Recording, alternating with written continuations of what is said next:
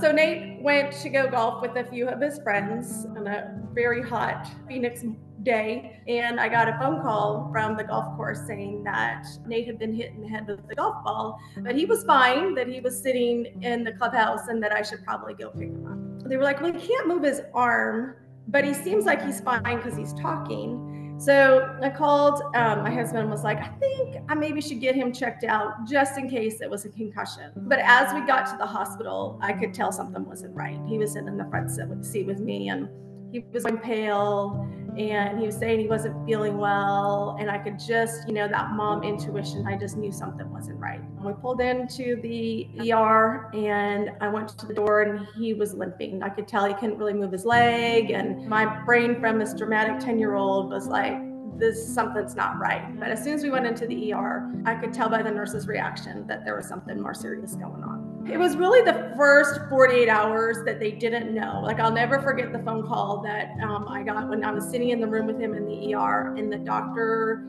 had read his scans. There was still the bleeding in his brain. And I'll never forget him saying, but we're pretty sure he's going to live. They just didn't know. Would he live? Would he have to have emergency surgery, brain surgery, stop the bleeding? What do you mean he's never going to walk again? What do you mean he will never play sports? This can't be true. That probably was the hardest part, is just not knowing what his future was going to be. I didn't care what his condition was going to be, if he couldn't ever use the right side of his body or either of his legs or whatever. Just him being alive was the most important thing.